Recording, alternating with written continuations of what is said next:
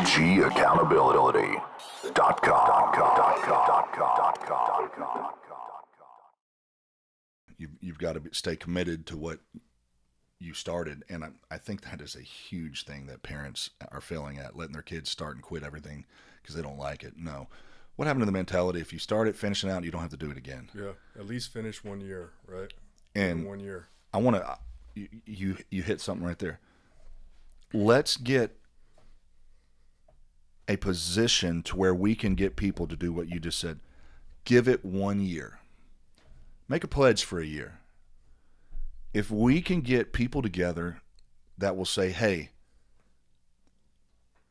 every month you can count on me, whether it's $10 a month, whatever it is, it takes money to get things done. That's where it just shocks the crap out of me that we give away so much money to other countries, yet we have a population, and we'll just focus just on the veteran population, that are here.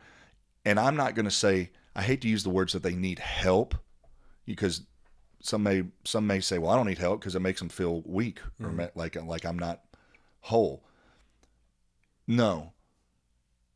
When you go to a traumatic situation, trauma, the deeper we get into this human psyche, into the brain, an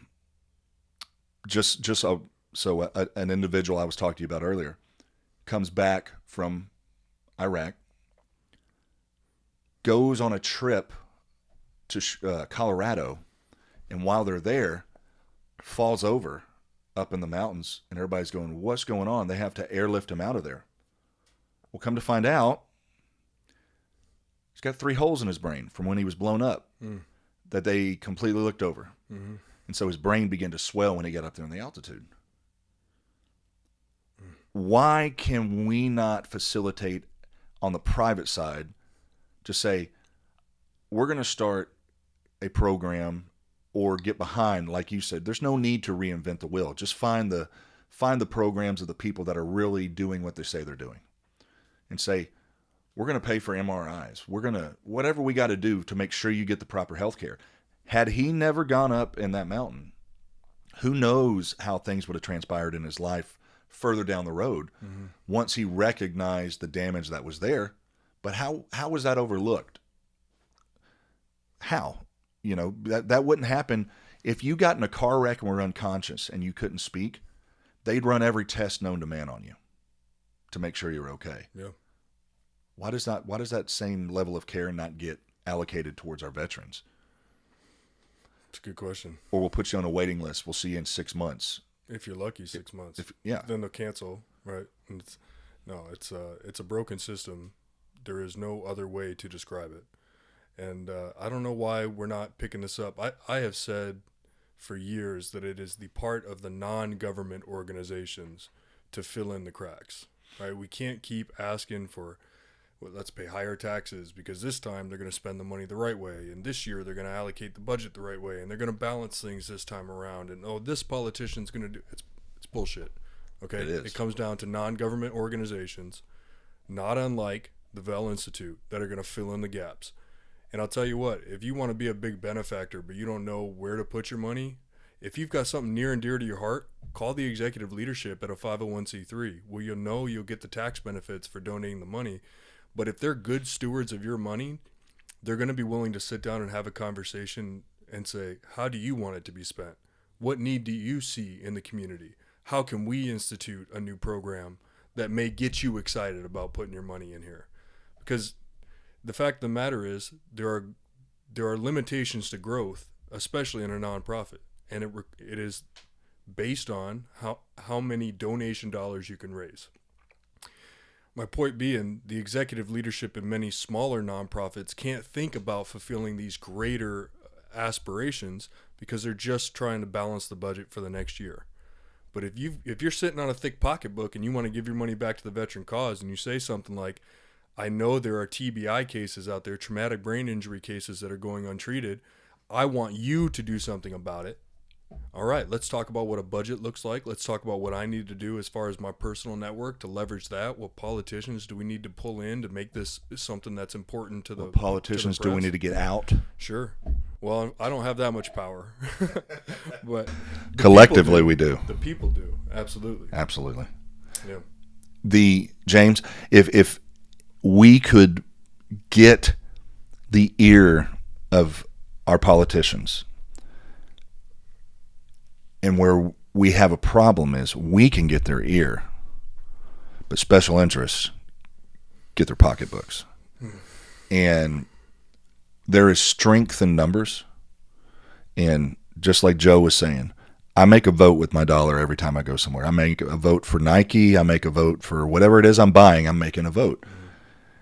If we would collectively get together as a small, even just a small group, and started sowing money into the business and organizations, a great one. And I love this.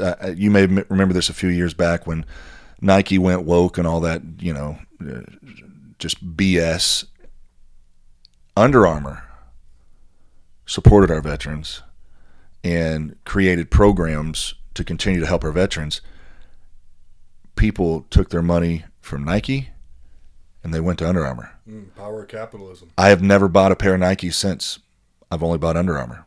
You're talking since like the Colin Kaepernick stuff. Yes.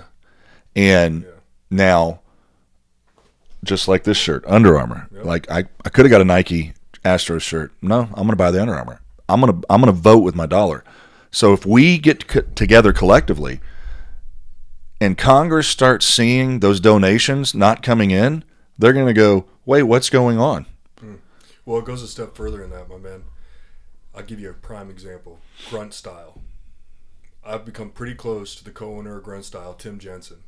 And I know he is on the front lines challenging politicians. Good for him. Redistributing money from, essentially taking it from programs that advocate for opiate use and redistributing it to new programs to advocate for psychedelic therapy modalities for combat veterans. Now, Grunt Style is a for-profit entity. Yes, they did start the Grunt Style Foundation, and you can give money to their charity, but what I love about Tim Jensen is that he understands the concept of being a social impact entrepreneur. He knows that the more success I have with my quality brand, the more I can impact the community based on my values, and he's actionable in that regard.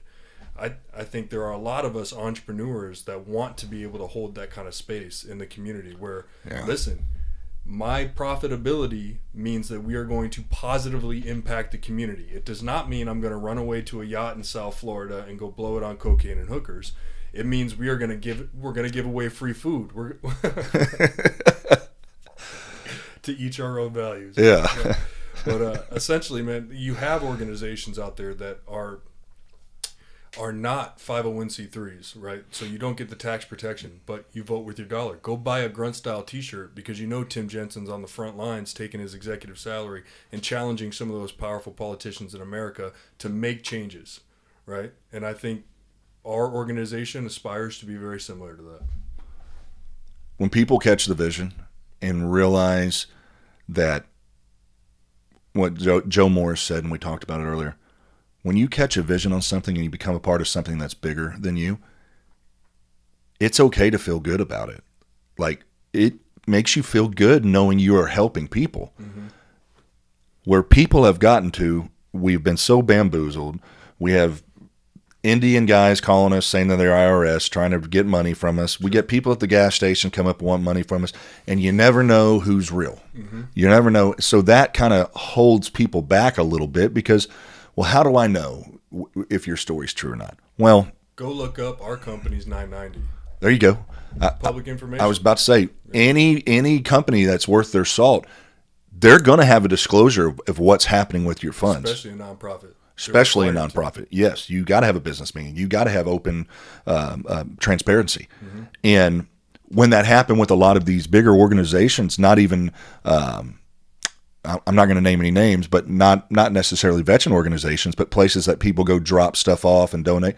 They turn around and find out, well, their CEO got paid like $4.5 million, and they're having record profits, and everything that we brought in, only 10 to 15 cents a dollar is going to where we thought it was going to be allocated. Yeah. So find those places, get plugged in. But more than that, if that's all you can do, that's enough. But for those people that want to go above and beyond, just like we know people when Thanksgiving comes around, they take their kids downtown and they take them to a soup kitchen and they volunteer and help.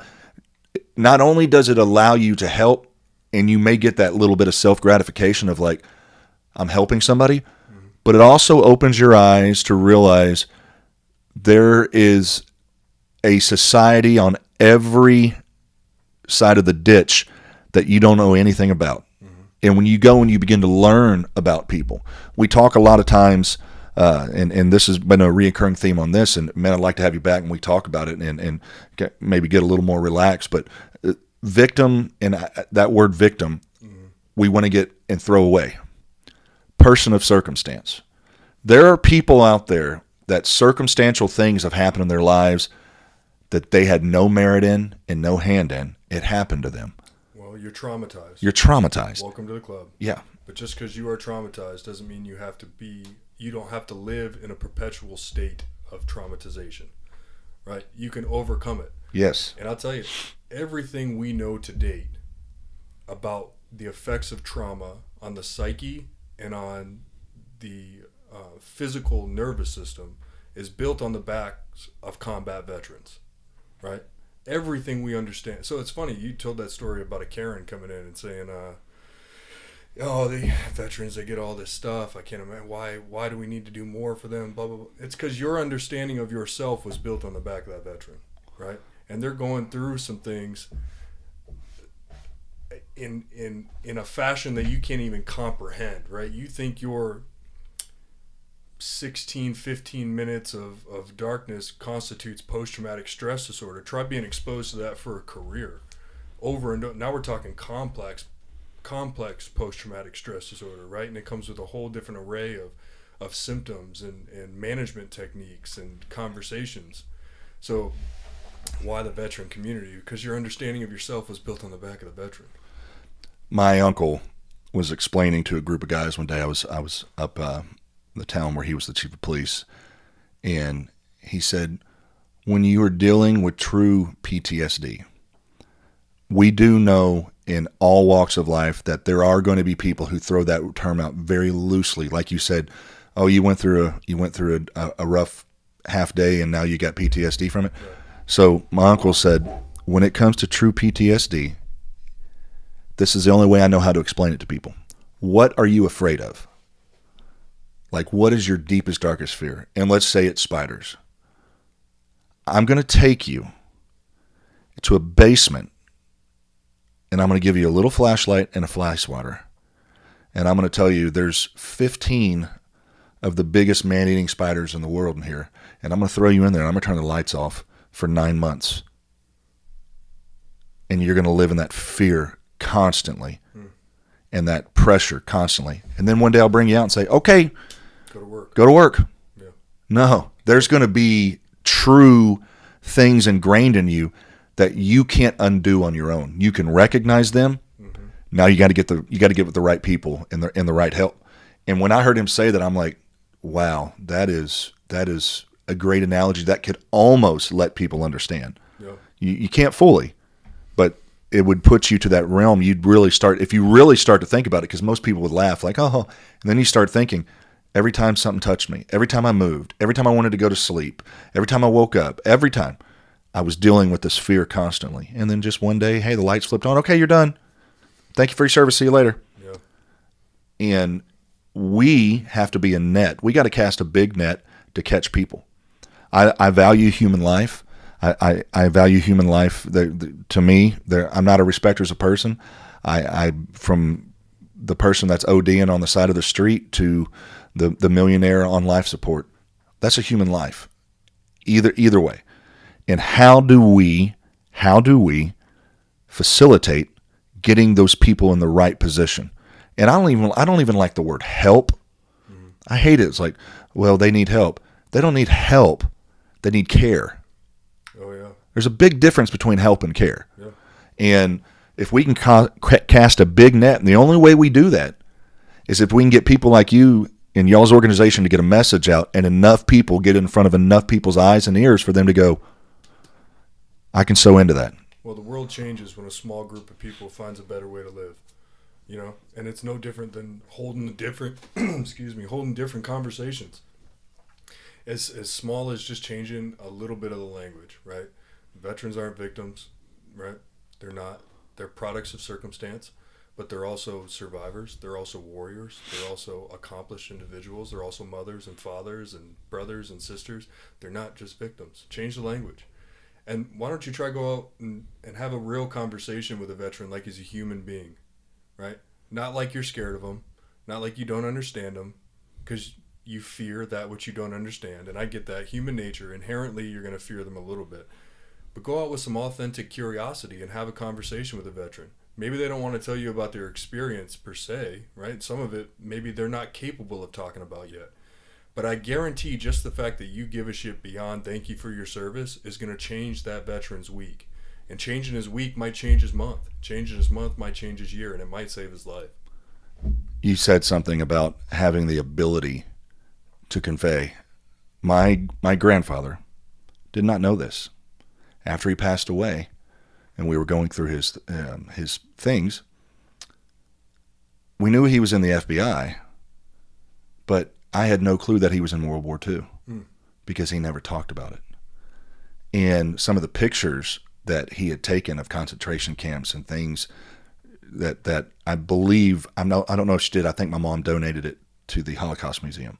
Very cool. But firsthand pictures he took, and then you realize that picture makes the hair on the back of my neck stand up. Imagine what it was like being there. And he never, ever, ever, ever talked about it. How could you? He never once said a word. How could you explain to somebody that you were watching an entire people starve, eat themselves? The light in their eyes just gone. Yeah. How do you describe something like that? It is indescribable. It is awful for a reason, full of awe. And I know, especially the combat veterans, we had a brief conversation about the delineation between just your veteran and your combat veteran, right? So a lot of what we talk about is for the combat veteran, but they have seen awful things. Sometimes they have done what they consider to be awful things. They may not be able to put that into a coherent story for you to understand and for you to be okay with and for you to be comfortable with. It probably won't make you comfortable. So, check your expectations. If you're going to be uncomfortable with the story that a veteran's going to tell you, don't ask them those type of questions. Don't ask them if you ever killed somebody. Don't even go there, right? But ask them maybe how you're doing today. Yeah. You don't have to treat them like they're different than you are. They're human beings. They're suffering just like everybody else. Everybody is. We all suffer. We're all traumatized to an extent. It's how you react to it, which is why we advocate for changing the thought process. Even just that minute shift. If we can change the language to leverage the collective genius, to advance the collective consciousness, then we have done our role. We have done our job in this generation. So my family started a business, and 2 members of my family retired from law enforcement. Being a public place and having anywhere from 3,000 to 5,000 people a day show up sometimes, you're going to deal with things. You're going to have troubles. Well, for quite some time, our family did security, and then realized I can't do this. I have to hire other security, private security, because having that fight response, not a flight. Mm-hmm. And this individual was talking to their spouse because they're like, well, I don't think we should spend the money. And he was trying to explain, you don't understand, for years of this gentleman's life and for 30 plus years of my life just here, when everybody's running away, I'm running too. Yeah. So when things happen, you could watch that physical stress get on them to where they go into a different mode, and then 5 minutes later, they can't just go, oh, everything's fine now. No, they got into a true flight mode because most people have never been in a position to where, you hate to use the analogy, it's me or them. Mm-hmm. Like, I have to do what I can to. So watching them deal with that stress and that trigger, it could be 2 days later, and they're still just like, I can't believe that guy. And I'm thinking, man, you're still thinking about that? That is a response to years and years of sitting in that basement with all those spiders, and you're deathly afraid of them. Yep. Once that gets triggered, and what we want to see happen, and you said it, there's tons of people out there that have traumatic brain injury, and they don't even know it. Mm-hmm. And sometimes when traumatic brain injury, too much alcohol will cause your brain to swell. Too little salt will cause your brain to swell. I mean, you start looking at all the factors that start, really hitting the brain, and sometimes guys get put in a situation and they realize, why is my response? Why am I messing up here? And they don't even know that they have a traumatic brain injury. Right. And so if we can just start in those little things, and we don't want to just focus on that, but we all understand that you have to use sometimes those traumatic experiences to grasp the public's eye. Yeah, they need an emotional response, something to hold on to. It's like the dog commercials, with Sarah McLachlan singing and the dog staring at the camera all, and so sometimes people may not necessarily be dealing with that extreme, but they're dealing with the social anxiety. Like, how do I act when I get around people and in groups of people? And I told you that's when I noticed a change in my buddy. Yeah. He was going out to concerts, man. I mean, and he just wouldn't do that. And sometimes I've heard guys, why? Because he thinks he's going to have to kill everybody. No, he can't and sit there and relax and have a beer with all you guys while y'all are. No, his mind is constantly left and right, back and forward. Like, what's going on? Who's around me? Yeah. Things that when they're programmed into you and seared into you, you just don't undo them. Yeah. So it is absolutely the responsibility of the veteran to start the journey to unwind his nervous system, to detrain some of the things that they've pumped into our blood veins, right? Hypervigilance being one of them. And there are mindfulness techniques. The problem is we're not using mindfulness techniques. We're not using philosophical conversations. We're not using our emotional intelligence to facilitate these behavioral changes. We're using narcotics. So we're numbing the same organ that we want to heal.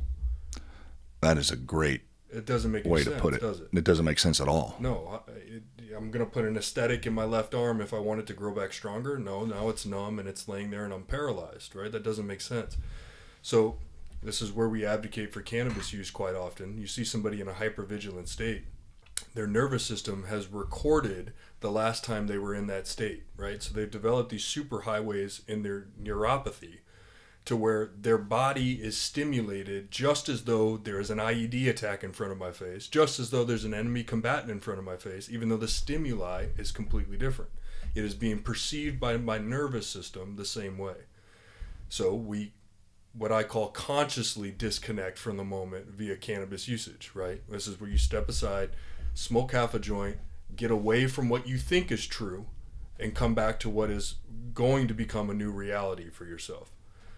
Now, again, you can say that's a numbing agent, but these aren't addictive substances that we're utilizing. Right? Yeah. So we're not creating a problem to solve a problem. We're essentially putting a pause on the healing effect for a moment. Yeah. But over time, that's going to give the veteran the opportunity to, in retrospect, look back at those moments and think, how can I react differently? And this is where mindfulness is going to come in. Can I utilize my box breathing? Can I be aware in the moment without being hyper vigilant? Because you want a constant state of awareness. That's actually a Zen-like, I think Satori is what they call it. It's a Zen-like principle where athletes will describe it as their flow state, right? Where I see everything, but I'm not looking at anything. I feel where the ball is, but I'm not really watching the ball. Why can I hit a 90-mile-an-hour fastball? Because of Satori. I am aware. I am emotionally present. I am able to react, but I found this Zen-like state in my consciousness where I don't have to overreact to the stimuli. And that's all the goal is when you're trying to facilitate what I suppose we can call self-directed neuroplasticity, right? How do I rewire my brain to have a different conscious thought based on a perceived stimulus. And this is all emotional intelligence work. We just went through our last 2 months at the VEL Institute, had big workshops on emotional intelligence work, and identifying what is happening in your brain that causes your body to respond in such a way that will eventually cause shame and guilt, right? So it's like a sandwich.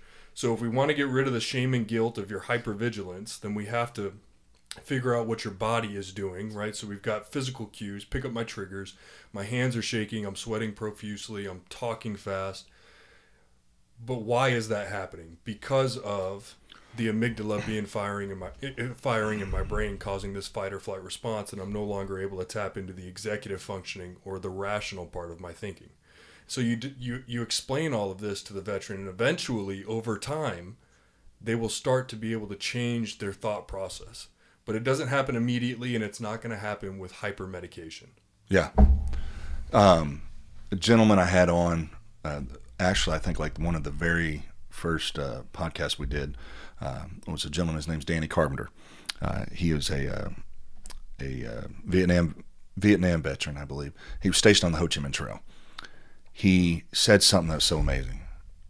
He said, life and those little moments that we get caught in. He said, my message to veteran, to anybody out there, it's in those little moments that your brain lies to you and tells you that this is going to be forever, and it's temporal. It's those voices that you listen to in that temporary little position that you're at. So what you're saying, if you just keep throwing a pill at it, are you really healing anything? It'll never evolve. And then suddenly when you realize, hey, I don't want to do this anymore, well, now we got to give you a different medication to get you off that medication. And it just becomes a slippery slope. So talking about healthy mind, healthy body, the information is out there. My God, we have in sports, we can have them put on the oxygen mask, everything, and they can literally take an athlete and push that athlete till they know to almost just about the breaking point of their body and shut down. We know, and they have mapped how the brain works.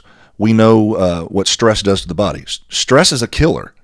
Stress is not just a mental aspect. Stress can literally shut your heart down. Distress. Yeah. And so if we have all this information out there, the civilians, people, the veteran community, if we can team up and say, hey, look, politicians, hey, look, leaders, if y'all aren't going to start taking care of this, we're going to do it.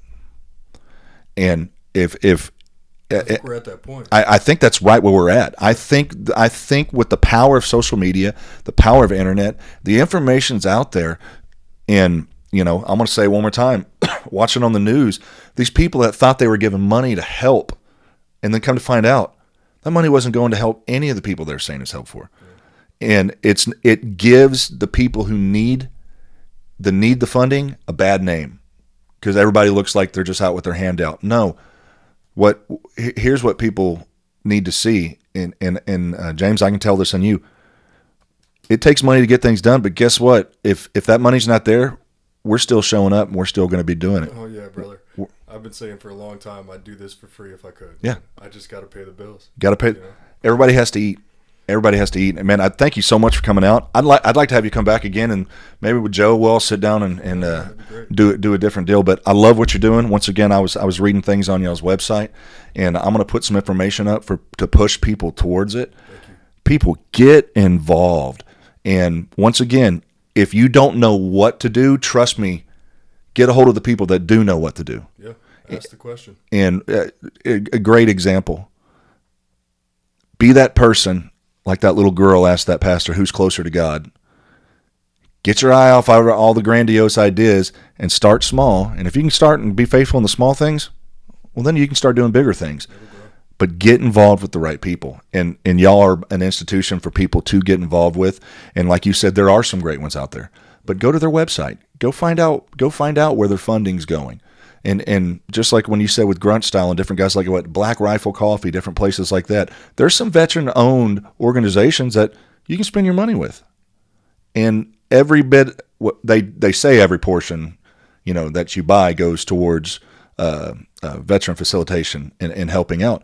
Go read where your money's going and say, hey, I will buy your coffee. I'll buy your shirts. I'll buy your hats. I'll buy your shoes. Oh, yeah. And or start at home. Start at home. Look up your veteran-owned small business. Absolutely. There's a registry. Texas is great about advocating for veteran-owned small businesses. Start doing business there. If I see a veteran-owned business, just like here in Huffman, we have a guy that's a tire shop, firefighter owned. When I need tires, I need work done, I don't care if I got to wait longer. I go to him. Yeah. I go and I vote with my dollar to people that are helping and getting the job done.